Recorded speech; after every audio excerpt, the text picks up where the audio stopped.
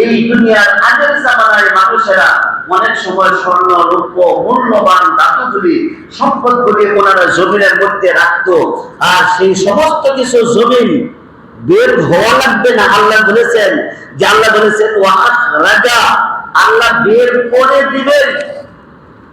আল্লাহ জমিনকে বলবেন যে জমিন বের করে দাও। তাহলে আমরা কি জমিনের নিচে থাকবো না?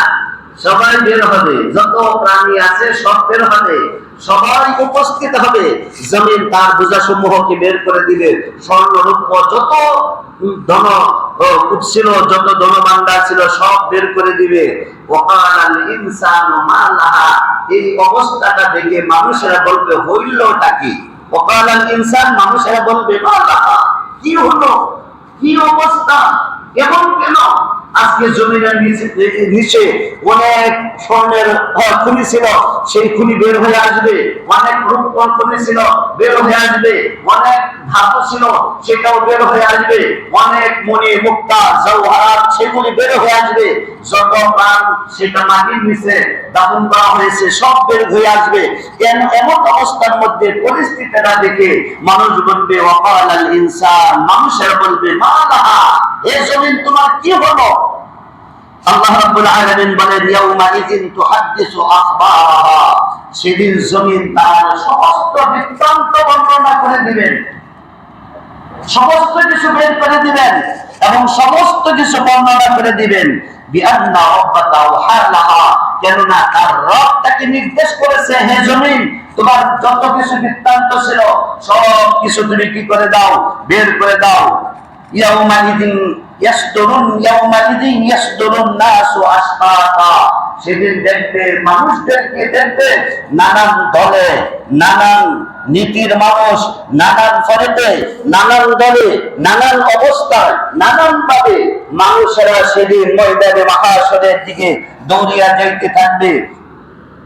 ইয়াউমা ইযিন ইয়াসদুরুন নাসু আশতাতা, আল্লাহ রাব্বুল আলামিন নবীকে বলেছেন, ও নবী সেদিন মানুষদেরকে দেখবেন, মানুষেরা তারা বিভিন্ন দলে, বিভিন্ন গ্রুপে, বিভিন্ন নীতি আদর্শের মানুষ সেই সময় আল্লাহ সুবহানাহু ওয়া তাআলার দরবারে উপস্থিত হবেন।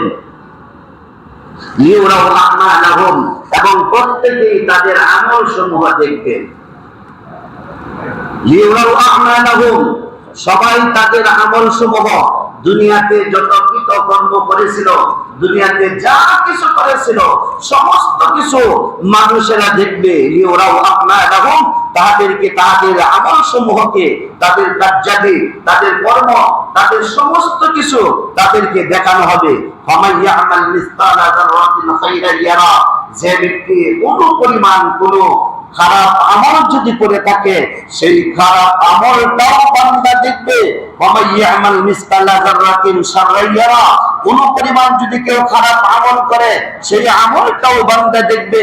ওয়ামাইয়ামাল মিসকালা যাররাতিন খাইরান ইয়ারা, কোন পরিমাণ যদি কেউ নেক আমল করে সেই নেক আমলটাও দেখবে। রাতের অন্ধকারে উপরের নিচে ডুব দিয়া কোন মানুষ যদি সুবহানাল্লাহ পড়ে, দুনিয়ার কেউ দেখে নাই, মনে করছে ফেরেশতারাও দেখবে না, আল্লাহ সুবহানাহু ওয়া তাআলা বলে সেই জায়গার মধ্যেও তুমি যদি আল্লাহকে স্মরণ করো, সেই আল্লাহ স্মরণ করার হিসাবটা, কাউন্টটা আল্লাহ রাব্বুল আলামিন করবে।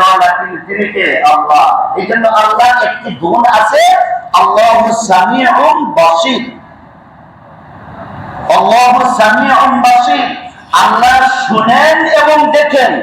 পাহাড়ের তলদেশে, পাহাড়ের গুহা, পাহাড়ের নদীর, সমুদ্রের গহীনে, অনেক নিচেও যদি কোন মানুষ কোনো কিছু উচ্চারণ করে থাকে, কোন নেক আমল সম্পাদন করে থাকে, সেটাও আল্লাহ সুবহানাহু ওয়া তাআলা দেখেন। ফামাইয়ামাল মিসকালা যাররাতিন খাইরান ইয়ারা, কোন পরিমাণ কোন নেক আমল করলেও সেটা আল্লাহ রাব্বুল আলামিন দেখতে তিনি সক্ষম। ফামাইয়ামাল মিসকালা যাররাতিন শাররান ইয়ারা, কেউ যদি কোন পরিমাণ এই খারাপ আমল করে, বদ আমল করে, সেটাও কিয়ামতের দিন বান্দাকে দেখানো হবে। সেই ময়দানে মাহশরে বান্দাকে যখন দেখানো হবে, বান্দারা আশ্চর্য হয়ে বলবে, আল্লাহর কাছে বলবে, মানিয়া হাযাল কিতাব, কি আশ্চর্য কিতাব, কি আশ্চর্য হিসাব। লা ইউগাদিরু সগীরাতাও ওয়ালা কাবীরা, কোন ধরনের বড় আমল সারা হয় নাই, কোন ধরনের ছোট আমল কি হয় নাই, সারা হয় নাই। আমি তো আসলে এই আমলটা করেছিলাম, আমার দ্বারা এই আমলটা হয়েছিল আমি নিজেও জানি না, কখন কোন অবস্থা আমি আমলটা করেছিলাম আমি জানি না, এটা আমার স্মরণও নাই, এটা উল্লেখ করার মতো কিছু না। আর সেই অনুপরিমাণ যদি বদ আমল হয়, সেই বদ আমলটাও বান্দা দেখবে এবং বান্দা অনুতপ্ত হবে। ওই